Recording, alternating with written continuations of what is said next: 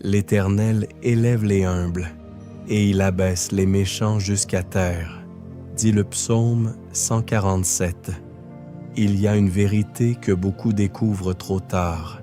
Lorsque la main de Dieu commence à se poser sur ta vie, lorsque sa faveur devient visible, lorsque sa paix, sa croissance et sa lumière commencent à rayonner sur toi, tout le monde ne s'en réjouit pas sincèrement. Certaines personnes applaudissaient ton combat, mais ne supportent plus ton élévation. Certaines supportaient ta douleur, mais ne tolèrent pas ta bénédiction. Alors, si tu crois que Dieu parle encore, prends un instant pour aimer cette vidéo, t'abonner à Leaders du Royaume 2 et écris en commentaire.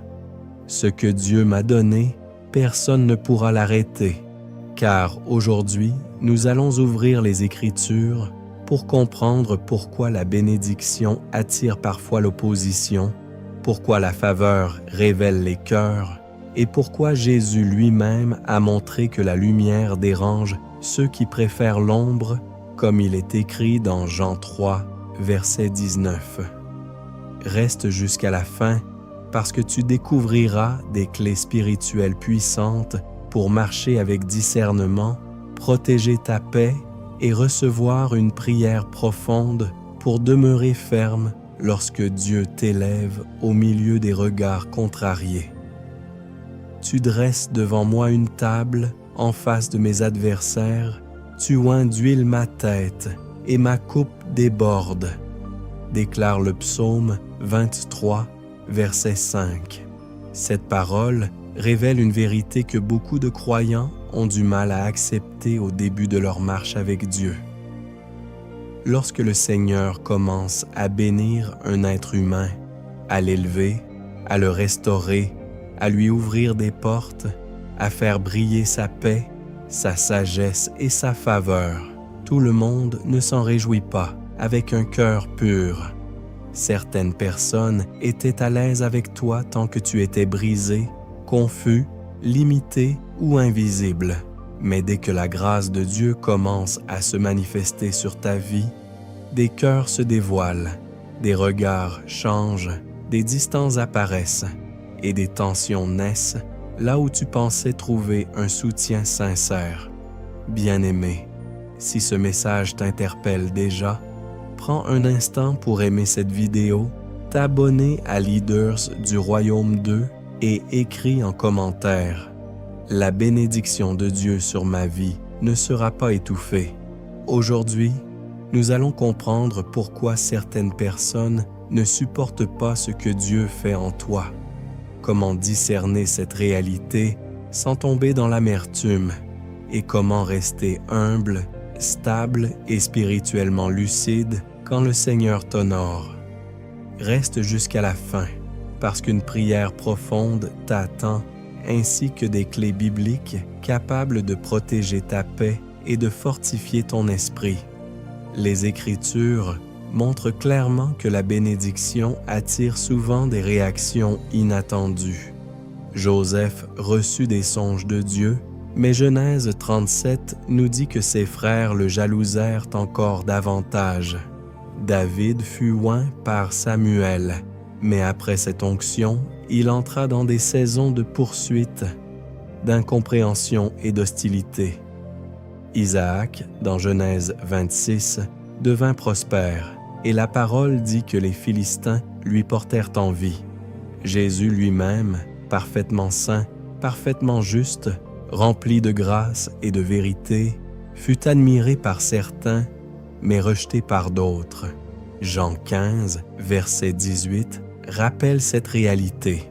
« Si le monde vous hait, sachez qu'il m'a haï avant vous. » Cela signifie que la faveur divine n'attire pas seulement l'admiration, elle révèle aussi les dispositions cachées du cœur humain.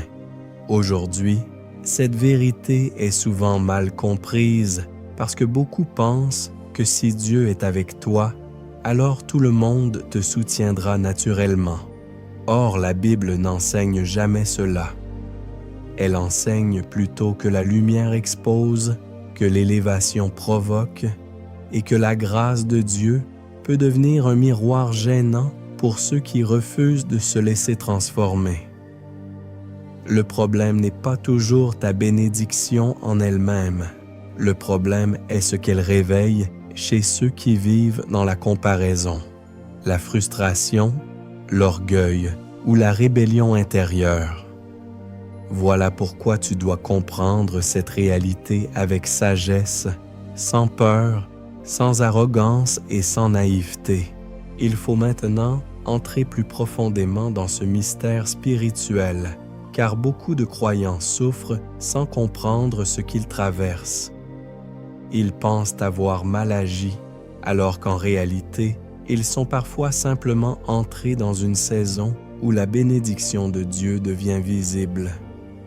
Et quand la faveur devient visible, les cœurs cachés commencent à parler, parfois sans parole, parfois par des silences, parfois par des attitudes, parfois par des résistances subtiles. C'est ici que le discernement devient indispensable. Le premier principe biblique est que la bénédiction de Dieu révèle les vrais cœurs. Tant que tout va mal, beaucoup peuvent marcher près de toi sans difficulté, parce que ta petitesse ne dérange personne. Mais lorsque Dieu commence à te relever, à te donner de la paix, à restaurer ton honneur, à ouvrir des portes que nul ne pouvait ouvrir, ceux qui t'entourent sont confrontés à leur propre état intérieur.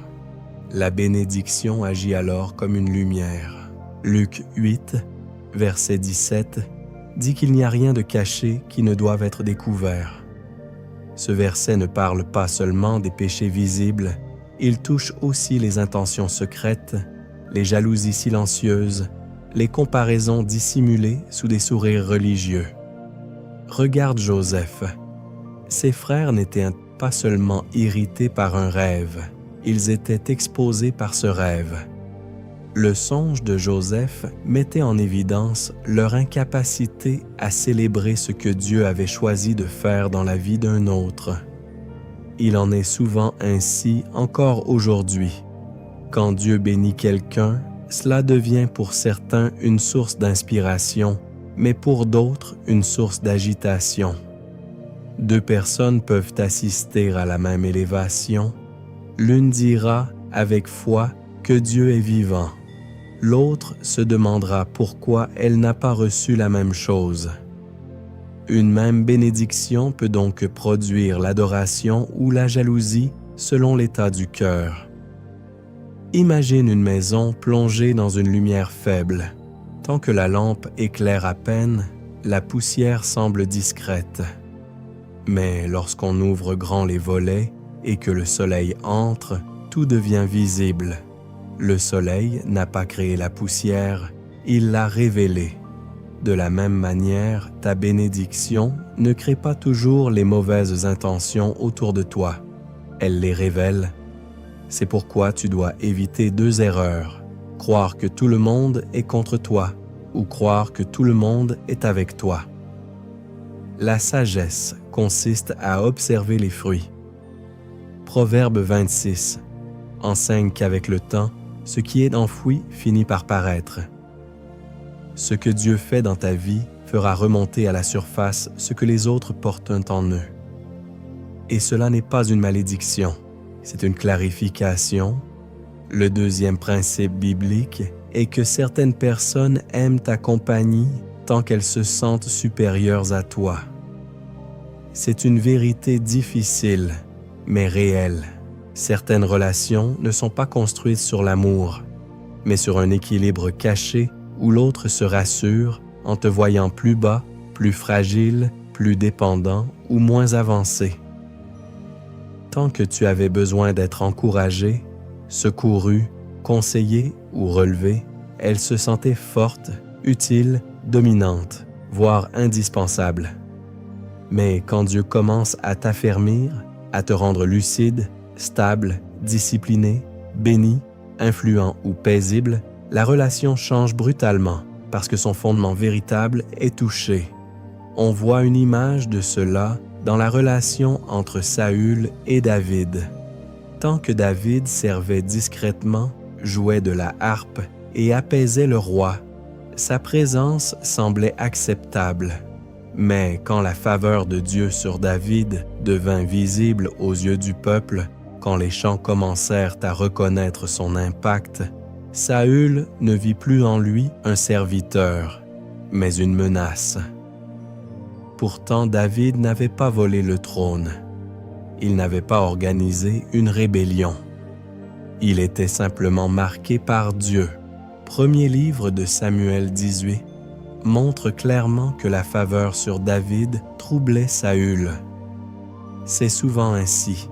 Ta croissance dérange moins parce que tu fais du mal que parce qu'elle oblige certains à perdre une position psychologique qu'ils occupaient sur toi.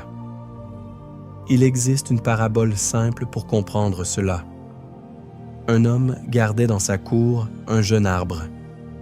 Il aimait cet arbre, le montrait à ses visiteurs, parlait de lui avec tendresse et disait qu'il l'avait toujours protégé. Mais en réalité, il aimait surtout le fait que l'arbre était petit, qu'il restait sous la fenêtre, qu'il dépendait de l'ombre de la maison. Puis les saisons passèrent, les racines s'enfoncèrent et l'arbre grandit. Il monta plus haut que la clôture, donna des fruits, attira les oiseaux et offrit de l'ombre à d'autres. Alors l'homme commença à se plaindre. Il disait que l'arbre prenait trop de place, qu'il n'était plus comme avant, qu'il attirait trop d'attention. Le problème n'était pas la croissance de l'arbre. Le problème était le cœur de celui qui l'aimait seulement tant qu'il restait petit. Certaines personnes te soutiennent jusqu'au jour où ta croissance les empêche de se sentir grandes à peu de frais. Et c'est là que tu dois comprendre que toutes les présences ne sont pas des alliances véritables. Le troisième principe biblique est que la bénédiction de Dieu devient parfois un rappel douloureux pour ceux qui refusent d'obéir. Certains ne supportent pas ta bénédiction parce qu'elle leur rappelle ce qu'ils ont négligé, abandonné ou méprisé. Ta paix leur rappelle leur désordre. Ta discipline leur rappelle leur négligence. Ta progression leur rappelle leurs excuses. Ta fidélité leur rappelle leur instabilité. Cela ne signifie pas que tu es parfait, mais cela signifie que ce que Dieu produit en toi agit comme un témoignage vivant. Et tout témoignage vivant dérange les consciences endormies. La vie d'Isaac en est un exemple puissant. Genèse 26 raconte que l'Éternel le bénit, qu'il devint riche, puis très riche, jusqu'à ce que les Philistins lui portent envie. Pourquoi cette envie? Parce que la prospérité d'Isaac n'était pas seulement matérielle, elle était la preuve visible d'une alliance et d'une faveur. Elle rappelait à ceux qui l'observaient qu'il existait un ordre spirituel supérieur à leur logique naturelle. Ils réagirent alors non par admiration, mais par obstruction, en bouchant les puits. Voilà un détail important. Ceux qui ne supportent pas ta bénédiction ne peuvent pas toujours supprimer la source, mais ils essaient souvent d'encombrer les canaux. Dans la vie réelle, cela se manifeste par des paroles démotivantes, des critiques voilées, des relativisations constantes, des comparaisons inutiles ou un manque étrange de joie quand quelque chose de bon t'arrive. Ce n'est pas toujours spectaculaire. Parfois c'est subtil. Parfois on te félicite avec un cœur fermé. Parfois on minimise ce que Dieu fait en toi pour ne pas avoir à reconnaître sa main. Mais ne te laisse pas troubler. Romains 12, verset 2, nous appelle à être transformés par le renouvellement de l'intelligence. Quand Dieu renouvelle quelqu'un, ceux qui aiment les vieilles prisons sont souvent dérangés. Il préférait la version de toi qu'il pouvait prévoir, manipuler ou définir. Mais Dieu ne t'appelle pas à rester rassurant pour les autres. il t'appelle à lui être fidèle. Le quatrième principe biblique est que l'élévation divine attire l'opposition, non comme preuve de rejet, mais souvent comme confirmation d'un déplacement spirituel. Chaque fois que Dieu fait passer quelqu'un d'un état à un autre, une résistance apparaît. Israël sort d'Égypte, Pharaon poursuit. David est oint, Saül s'agite. Néhémie rebâtit, Sanballat se moque. Jésus annonce le royaume, les religieux se crispent. La bénédiction véritable ne laisse pas toujours le monde indifférent, parce qu'elle annonce un mouvement du ciel dans l'histoire humaine. Et lorsqu'un mouvement du ciel se produit, ceux qui aiment le contrôle, l'orgueil et l'ombre réagit. Beaucoup de croyants se trompent ici. Ils pensent que toute opposition signifie qu'ils ont quitté la volonté de Dieu. Or, ce n'est pas biblique. Il faut du discernement, bien sûr, car toute difficulté n'est pas automatiquement spirituelle. Mais il est faux de croire qu'une vie bénie sera une vie unanimement applaudie. Matthieu 5, versets 11 et 12, montre que la fidélité à Dieu peut provoquer des paroles hostiles, des accusations et du rejet. La question n'est donc pas seulement « est-ce difficile ?» La vraie question est « est-ce que Dieu est là malgré la résistance ?» Si oui, alors la pression n'annule pas l'onction. Pense à un bateau qui quitte le port. Tant qu'il reste immobile, les eaux semblent paisibles autour de lui. Mais dès qu'il avance vers le large, la pression de l'eau se fait sentir sur sa coque. Le mouvement attire la résistance. Ce n'est pas la preuve qu'il va dans la mauvaise direction, c'est souvent la preuve qu'il avance réellement. De la même manière, si ta vie spirituelle commence à bouger, si ta prière devient plus profonde, si ton caractère mûrit, si tes relations se clarifient, si Dieu t'ouvre des portes, ne sois pas surpris que certaines résistances apparaissent. Elles ne définissent pas toujours ta destination.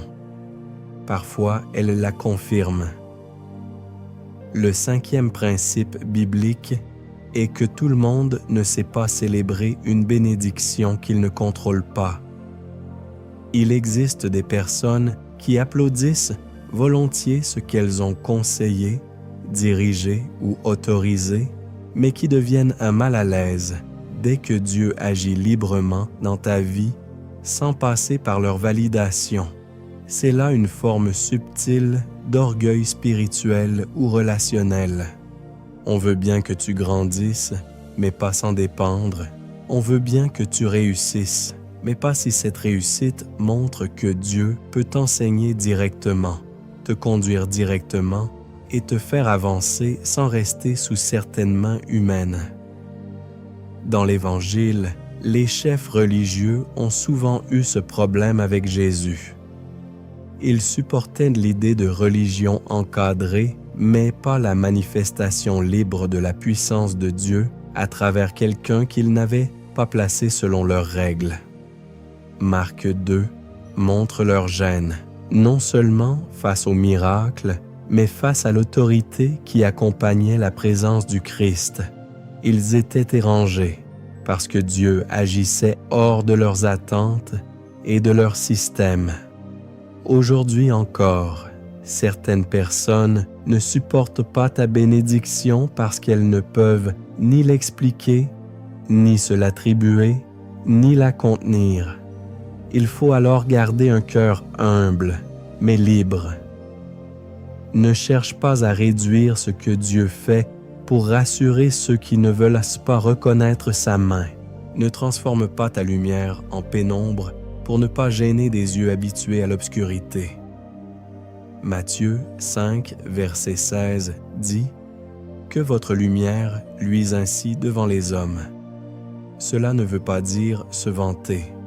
Cela veut dire ne pas cacher volontairement l'œuvre de Dieu par peur du regard des autres. Écris ceci dans les commentaires et grave-le dans ton esprit. Je ne cacherai pas ce que Dieu fait en moi pour protéger l'inconfort des autres. Ce n'est pas de l'orgueil, c'est du respect pour l'œuvre du Seigneur. Le 6e principe biblique est que la vraie bénédiction ne se limite pas au bien visible. Elle inclut la paix, la sagesse, la stabilité intérieure et la faveur invisible. Et c'est parfois cette dimension-là qui dérange le plus.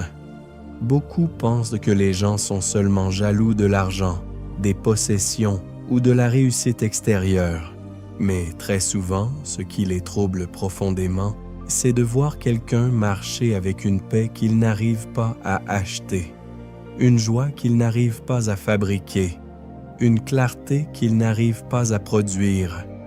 Proverbe 10, verset 22, dit que la bénédiction de l'Éternel enrichit et qu'elle ne se fait suivre d'aucun chagrin.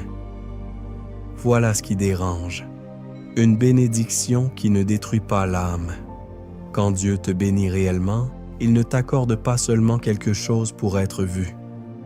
Il bâtit quelque chose en toi pour te rendre solide. Il te donne une paix en pleine tempête, une retenue au milieu des provocations, une assurance calme au milieu de l'incertitude. Or, ceux qui vivent dans le tumulte intérieur peuvent être profondément déstabilisés par la sérénité d'un homme ou d'une femme portés par Dieu. Ils peuvent même interpréter cette paix comme de la distance, de la froideur ou de la prétention, alors qu'elle est simplement le fruit d'un travail intérieur du Saint-Esprit. Imagine 2 maisons pendant une nuit d'orage. L'une est brillante à l'extérieur, mais ses fondations craquent. L'autre est simple, mais profondément ancrée. Quand le vent souffle, la seconde demeure stable. Et c'est cette stabilité qui surprend. Beaucoup de personnes ne supportent pas que Dieu t'ait donné une stabilité intérieure qu'elles n'ont pas. Elles comprenaient ton ancien chaos parce qu'il ressemblait au leur. Mais elles ne savent pas comment interpréter une âme devenue calme. Pourtant, c'est aussi cela, la bénédiction, devenir intérieurement habitable pour la présence de Dieu. Le 7e principe biblique est que Dieu permet parfois cette opposition pour purifier ton cercle, affiner ton discernement et t'apprendre à chercher son approbation plus que celle des hommes. Tout le monde ne supporte pas ta bénédiction, mais tout le monde n'était pas appelé à t'accompagner dans la saison où tu entres. C'est une vérité douloureuse, mais libératrice. Certaines relations étaient adaptées à ta traversée, mais pas à ta construction. Certaines personnes t'ont connu dans la vallée, mais ne peuvent pas marcher avec toi sur la montagne sans que leur cœur se trouble. Jésus a lui-même vécu cela. Tous le suivaient quand les pains étaient multipliés, mais beaucoup se retirèrent quand ses paroles devinrent plus profondes et plus exigeantes, comme le rapporte Jean 6. Ce passage nous enseigne que la proximité humaine peut être conditionnelle. Certains aiment ce que tu distribues, mais pas ce que tu portes. Ils aiment ton utilité, mais pas ton appel. Ils aiment les bénéfices de ta présence, mais pas le prix de ton onction. Alors Dieu permet parfois que l'inconfort, la distance et même l'hostilité apparaissent, non pour te briser, mais pour t'empêcher de confondre popularité et alliance. Il y a des saisons où perdre certaines approbations est une miséricorde. Cela t'apprend à t'appuyer davantage sur Dieu, à moins expliquer, à moins convaincre, à moins courir derrière les validations humaines. Galates 1, verset 10, pose une question décisive. Cherches-tu à plaire aux hommes ou à Dieu? Lorsque ta bénédiction dérange, tu es parfois mis devant ce choix avec une intensité nouvelle. Vas-tu diminuer ce que Dieu fait pour rester accepté, ou vas-tu rester fidèle avec humilité? La maturité spirituelle commence souvent là, non pas dans le bruit des grandes déclarations, mais dans la capacité de continuer à marcher droit, même quand certains ne supportent plus de te voir béni. Maintenant que les fondations sont posées, il faut aller plus loin encore, car il ne suffit pas de savoir que certaines personnes ne supportent pas ta bénédiction. Il faut aussi comprendre les vérités cachées que les Écritures révèlent derrière ce phénomène. Sans cette lumière, tu risques soit de devenir soupçonneux envers tout le monde, soit de rester naïf face à des réalités que Dieu voulait justement t'apprendre à discerner. La première vérité cachée est que la bénédiction de Dieu n'est pas d'abord une récompense publique, mais une responsabilité spirituelle. Beaucoup regardent la faveur divine comme un simple privilège. Pourtant, dans la Bible, toute bénédiction véritable place aussi une charge sur la personne qui la reçoit. Abraham est béni pour devenir une bénédiction. Joseph est élevé pour préserver des vies. Esther reçoit une position pour répondre à une heure critique. Si donc certaines personnes ne supportent pas ta bénédiction, tu dois te souvenir qu'elle ne t'a pas été donnée pour nourrir ton ego, mais pour servir un dessein plus grand. Cette vérité protège ton cœur contre l'orgueil. Quand tu comprends que la bénédiction est une mission, tu ne passes pas ton temps à exhiber ce que Dieu t'a donné. Tu cherches à l'administrer avec crainte et fidélité. Luc 12, verset 48, dit qu'on demandera beaucoup à qui l'on a beaucoup donné. Ainsi, même face à l'incompréhension ou à la jalousie, tu restes sobre. Tu n'as pas besoin de te glorifier. Tu n'as pas besoin d'écraser les autres. Tu sais que si Dieu t'a accordé quelque chose, c'est pour que son nom soit manifesté, sa bonté transmise et son royaume servi. Cette compréhension apporte un bénéfice spirituel immense. Elle te garde petit dans ton esprit, même quand Dieu t'agrandit dans ton impact. La deuxième vérité cachée est que l'hostilité humaine ne peut pas annuler ce que Dieu a décidé de faire, tant que tu demeures dans l'obéissance. C'est ici que beaucoup vacillent. Ils voient des visages changer, des portes se fermer, des oppositions surgir, et ils croient que tout est perdu. Mais l'Écriture montre encore et encore que ce que Dieu a décrété ne dépend pas du confort relationnel. Ésaïe 14 dit que lorsque l'Éternel a pris une décision, qui l'empêchera? Joseph a été vendu, mais non effacé.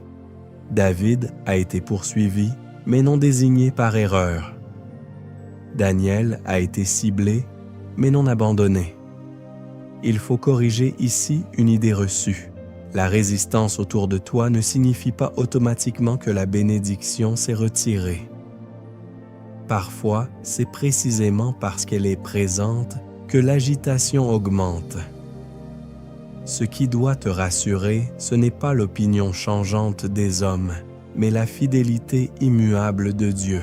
Romains 8, verset 31 dit « Si Dieu est pour nous, qui sera contre nous? » Ce verset ne dit pas que personne ne se lèvera.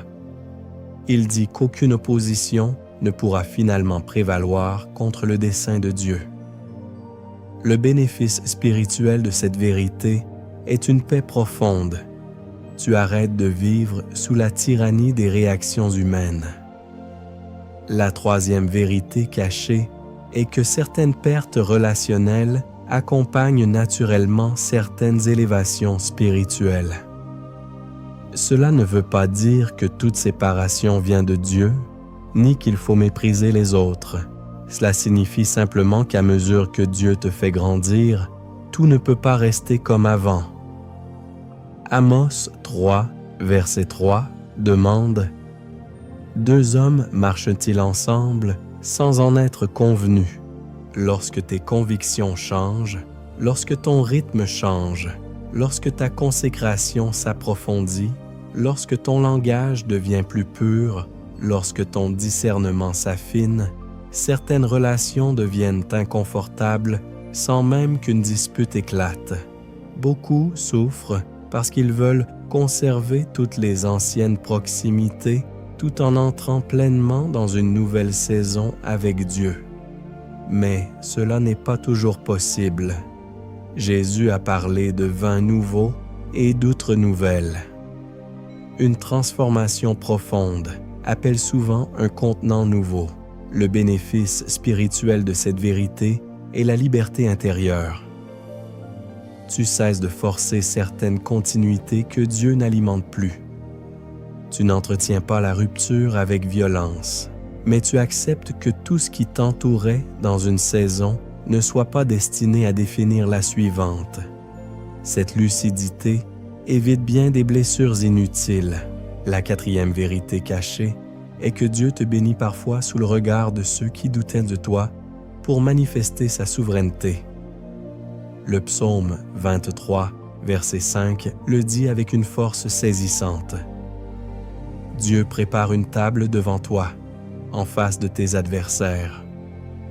Cela signifie qu'il existe des saisons où le Seigneur choisit de rendre sa faveur visible, non pour humilier les autres, mais pour démontrer que la dernière parole n'appartient ni au mépris, ni à la jalousie, ni à l'incrédulité. Quand Dieu agit ainsi, il rappelle à tous qu'il est le maître du temps, des portes et des renversements. Cette vérité corrige une autre idée reçue. Certains croient qu'ils doivent toujours cacher ce que Dieu fait jusqu'à l'effacement complet. Bien sûr, il faut de la prudence, de l'humilité et du discernement. Mais il y a aussi des moments où le Seigneur choisit lui-même de rendre son œuvre visible, non pour que tu te glorifies, mais pour qu'il soit reconnu comme celui qui relève, restaure et établit. Dans ces moments-là, ton rôle n'est pas de t'excuser d'être béni. Ton rôle est d'être fidèle, humble et reconnaissant. Le bénéfice spirituel est ici une saine assurance. Tu n'as plus honte de la fidélité de Dieu. La cinquième vérité cachée est que ce que les autres supportent mal peut devenir pour toi une école de maturité. Tant que tout le monde t'applaudit, il est facile de croire que tu es stable. Mais lorsque la faveur de Dieu sur ta vie dérange, alors ton cœur est révélé à son tour. Vas-tu répondre par l'orgueil, par la vengeance, par l'étalage, par la dureté? Ou vas-tu choisir l'humilité, le silence utile, la prière et la retenue? Romains 12, verset 18, dit « S'il est possible, autant que cela dépend de vous, soyez en paix avec tous les hommes. » Cette parole n'exige pas la naïveté. Elle exige la maturité. C'est ici qu'apparaît un grand bénéfice spirituel. L'opposition t'oblige à grandir dans le caractère. Tu apprends à être béni sans devenir hautain. Tu apprends à être honoré sans mépriser. Tu apprends à être vu sans te mettre en scène. Tu apprends à être attaqué sans te salir. Voilà une véritable victoire spirituelle. Et si ce message peut fortifier quelqu'un autour de toi, partage cette vidéo naturellement afin qu'elle devienne une lumière pour ceux qui traversent l'incompréhension sans savoir l'interpréter. La sixième vérité cachée est que la bénédiction visible n'est jamais la preuve suprême de l'approbation de Dieu. La communion avec lui l'est davantage. Il faut le dire avec clarté, parce que certains finissent par idolâtrer les résultats extérieurs. Or, la Bible montre que l'essentiel n'est pas seulement ce que Dieu te donne, mais la manière dont il te garde près de lui pendant qu'il te l'accorde. Un homme peut posséder beaucoup et être vide. Un autre peut traverser une saison simple tout en étant profondément porté par la présence de Dieu. Ainsi, si certaines personnes ne supportent pas ta bénédiction, veille à ne pas toi-même tomber amoureux de ses apparences plus que du Dieu qui la donne. Jean 15 nous rappelle que tout vient de la demeure en Christ. Le sarment ne peut rien porter de lui-même. Le bénéfice spirituel ici est immense. Tu restes centré. Tu comprends que la plus grande bénédiction n'est pas d'être envié, mais d'être attaché au Seigneur. Tu ne mesures plus uniquement la grâce de Dieu à la visibilité de ton succès, mais à la profondeur de ta paix, à ta fidélité, à ta sainteté, à ta capacité à aimer même lorsque tu es mal compris. La 7e vérité cachée est que Dieu utilise même les réactions négatives des autres pour t'apprendre à discerner ceux qui sont appelés à rester près de toi. Tous ceux qui t'entourent ne sont pas contre toi, et tous ceux qui te félicitent ne sont pas avec toi. Il faut donc regarder aux fruits, au temps, à la constance, à la capacité de célébrer ton bien sans compétition cachée. Proverbe 17, verset 17, dit que l'ami aime en tout temps. Cela inclut le temps de ton élévation. Le vrai cœur ne t'aime pas seulement quand tu as besoin d'aide. Il sait aussi bénir Dieu quand il te voit avancer. Cette vérité apporte un bénéfice précieux, la clarté relationnelle. Tu cesses de juger trop vite, mais tu cesses aussi d'ignorer les signes répétés. Tu apprends à reconnaître ceux qui prient réellement pour toi, ceux qui se réjouissent sincèrement, ceux qui restent vrais lorsque Dieu t'honore. Ce discernement n'a rien de froid, il est une protection. Car dans toute destinée, il faut savoir distinguer la foule, les connaissances, les compagnons de saison et les alliances authentiques. Après avoir reçu cette lumière, il ne faut pas rester au niveau de la simple compréhension. Une vérité biblique n'est pleinement reçue que lorsqu'elle transforme la manière de penser, de prier, de réagir et de marcher. Si tout le monde ne supporte pas ta bénédiction, alors tu dois apprendre à porter cette réalité avec maturité, avec discernement et avec un cœur gardé par le Saint-Esprit. La première action concrète est de refuser d'interpréter toute distance comme une persécution. Il faut de l'équilibre. Certains s'éloignent par jalousie, oui, mais d'autres traversent leur propre combat ou ne savent simplement pas comment se repositionner. Ne deviens pas paranoïaque. Demande au Seigneur le discernement. Jacques 1er, verset 5, dit que Dieu donne la sagesse à ceux qui la demandent. Ainsi, ta foi se transforme, car tu n'es plus gouverné par les impressions, mais par la prière. Au lieu de conclure trop vite, tu présentes les personnes et les situations à Dieu. Cette pratique protège ta vie spirituelle contre le soupçon permanent. La deuxième action concrète est de garder ton cœur de l'orgueil. Quand tu comprends que certains ne supportent pas ta bénédiction, le piège est de commencer à te sentir supérieur. Or, ce serait détruire intérieurement ce que Dieu bâtit extérieurement. Souviens-toi toujours que tout don parfait vient d'en haut. 1 Corinthiens 4, verset 7 demande « Qu'as-tu que tu n'aies reçu ?» Ta prière doit donc devenir une prière d'humilité. Dis au Seigneur de te garder petit à l'intérieur. Une bénédiction portée sans humilité finit par devenir lourde. Une bénédiction portée avec humilité devient un canal de grâce. La troisième action concrète est d'apprendre à te taire davantage.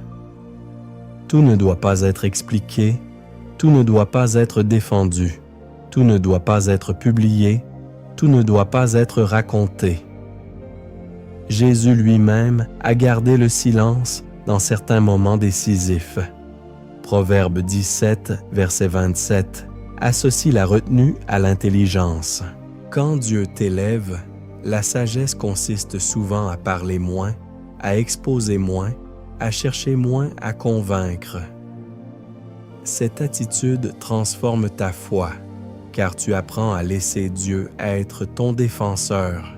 Elle transforme aussi ta prière parce que tu pries davantage pour la paix que pour la justification humaine. La quatrième action concrète est de bénir même ceux qui ne te comprennent pas. Cela ne signifie pas les laisser t'abîmer.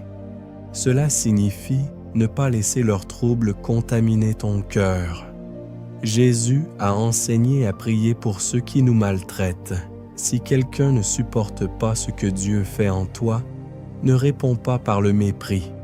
Réponds par la dignité, par la distance sage si nécessaire, par la prière et par la paix. C'est là une grande transformation spirituelle. Tu n'es plus façonné par les réactions des autres, mais par le caractère du Christ. Ta vie intérieure cesse d'être un champ de bataille livré à l'opinion humaine. La cinquième action concrète est de revoir ton entourage à la lumière des fruits. Il faut aimer tout le monde, mais ne pas donner le même accès à tous. Jésus aimait les foules, mais ne se confiait pas à tous, comme le montre Jean 2. Observe qui se réjouit sincèrement de ton bien, qui respecte ta paix, qui honore ce que Dieu bâtit en toi, qui ne cherche pas à diminuer ce que le ciel a commencé.